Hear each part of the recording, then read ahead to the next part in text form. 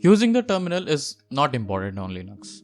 You can absolutely not use it and still enjoy an easy to use Linux distribution such as Linux Mint. It can even be customized as per your liking, and really it needed no terminal use. But you should learn it anyway, and here's why.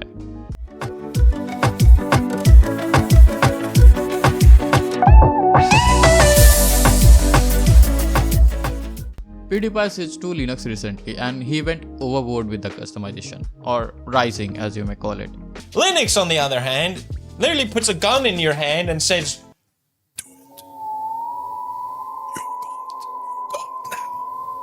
And I understand that many users will switch to Linux because of him. Now, you don't have to go deep into customization, you can just install Linux Mint and go about your day. But maybe you should learn the Linux terminal. It will actually make your life a lot easier if you're on Linux.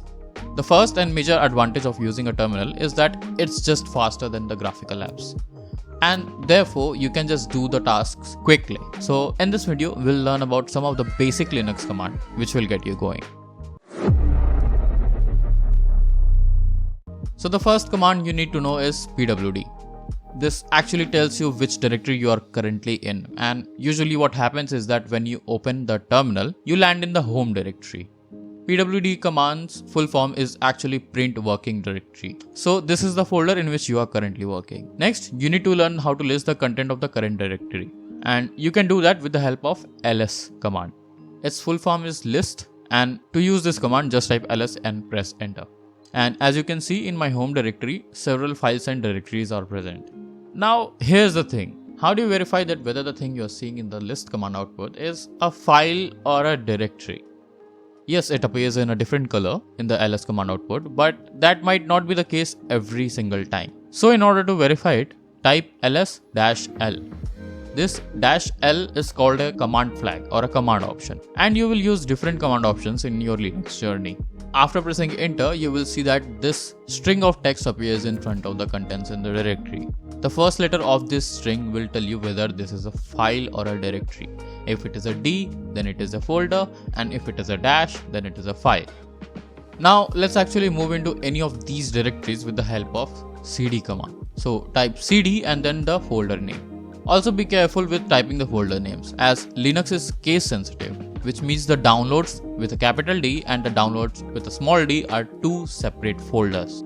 So when I press enter, I have entered the downloads directory with a capital D. So how do I verify this? Yes, you guessed it right, it's with the pwd command. So it's verified that I'm in the downloads folder. Now to list the contents of downloads directory, I can type ls.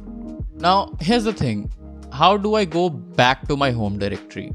So there are three main methods. One is the standard one and the other two are shortcuts. So either you can type cd/home/ your username, which in my case is Adesh, and then press enter. And then the pwd command to check the working directory. Or you can just type cd ... and this ...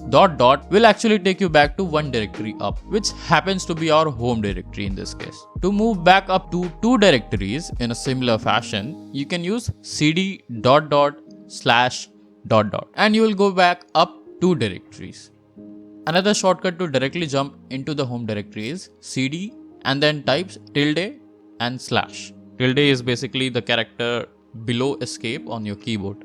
Here, this represents the home directory of your user, and when you type this, you will be transferred to that directory. Similarly, the root directory is just represented with a simple slash, and when you type cd/, you will find yourself in the root directory of your PC. Now to go home, again type cd tilde/. In order to create new files, you can use the touch command. Type touch and then the file name and give it an extension. Here it is also important to know that unlike Windows, the file extension does not matter on Linux, which means that this file can be an MKV or a TXT file depending upon which application you open this file with. So why do I write extensions? For my own understanding, upon seeing a file with an extension .mkv, my first instinct will be to open that file with a video player. So anyway, press enter here and then type ls to verify that the file is created. This is obviously an empty file and it holds no information. You can use a text editor like Vim or Nano to edit this file, and I have covered Vim in a separate video, so you can check that out if you want. With the touch command, I can also create multiple files at the same time instead of doing it one by one by just adding file names one after the other separated by a space. To create a directory, you can use the mkdir command. So type mkdir and then the directory name and then press enter. And you can see that the directory has been created. Similar to the touch command, you can also use the mkdir command to create multiple directories like this. And since this is a directory, you can actually create a directory tree with mkdir command with the p flag. So type mkdir p new /folder/123. So a directory named new will be created, and inside new folder will be created, and inside folder another directory named 123 will be created. To delete files, you can use the rm command. So type rm file1 and this file will be deleted. Similarly, you can use it to delete multiple files at once. So type rm file1, file2, file3, etc. and they all will be deleted. And you can verify it using the ls command.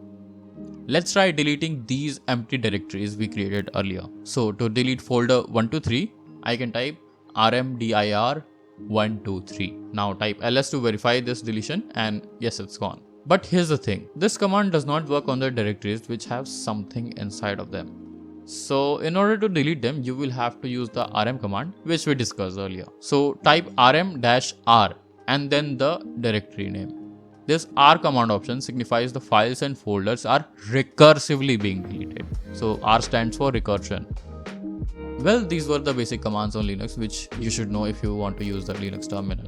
We learned about pwd, ls, cd commands for file navigation, and we also learned about creating files and directories using touch and mkdir command respectively. But there is so much more to learn, and we will see another set of useful commands such as cp and mv commands to copy and move files to different folders. So make sure you subscribe to Code4Geek and press the bell icon so that video appears on your YouTube feed when we drop it. Also, like and share this video and let me know in the comments if you have any doubts related to this video. See you in the next one.